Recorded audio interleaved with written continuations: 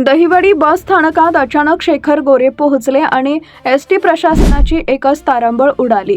राज्यात आणि विभागात अव्वल ठरलेल्या दहिवडी बस स्थानकाची अवस्था पाहण्यासाठी जिल्हा बँकेचे संचालक शेखर गोरे यांनी मंगळवारी सायंकाळी अचानक बस स्थानक गाठलं आणि तेथील चित्र पाहून त्यांचा संताप अनावर झाला।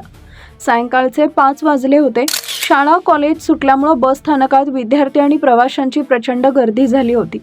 बसमध्ये विद्यार्थ्यांची अक्षरशः दाटीवाटी आणि विशेषतः विद्यार्थिनींना गर्दीमध्ये होणारा त्रास हे चित्र पाहताच गोरे यांनी थेट अधिकाऱ्यांना सवालांची सरबत्ती सुरू केली। विद्यार्थ्यांची एवढी गर्दी असताना अतिरिक्त बस फेऱ्या का नाहीत? विद्यार्थ्यांना तासनतास बसची वाट का पाहावी लागते असा सवाल करत त्यांनी तातडीनं बस फेऱ्या वाढवण्याच्या सूचना केल्या।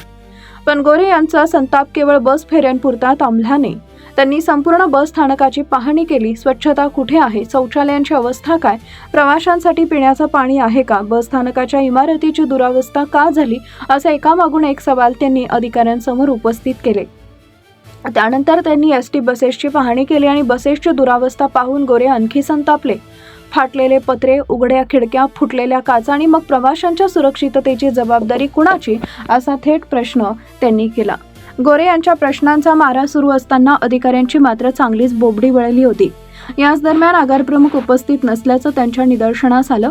तब्बल अर्धा तास आगारप्रमुखांची वाट पाहिल्यानंतर गोरे यांनी थेट सवाल केला, कामकाजाच्या वेळेत आगार सोडून बाहेर जाण्याचं कारण काय?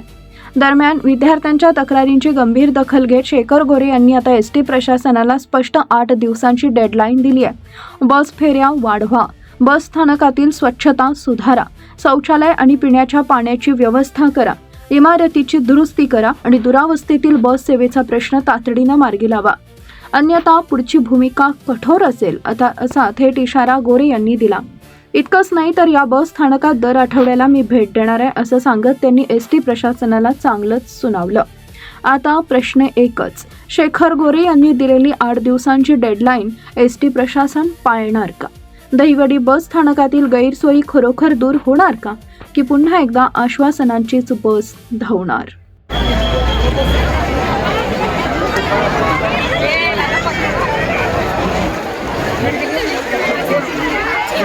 गर्दी झालेली दाखवण्यात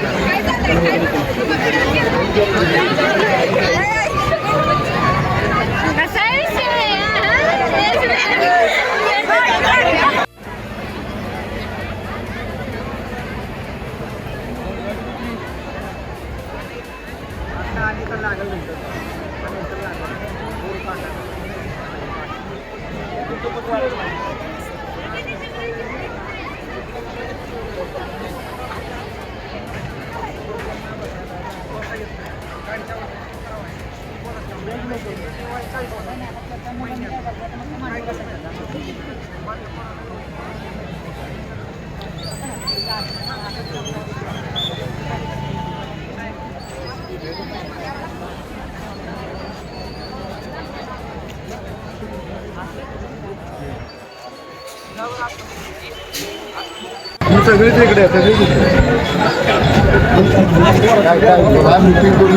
नाही काय गाशी लागते किती करते मला दिसत नाही ना ड्रायव्हर मुलींना सिक्युरिटी पण नाही, सगळे या पूर्वी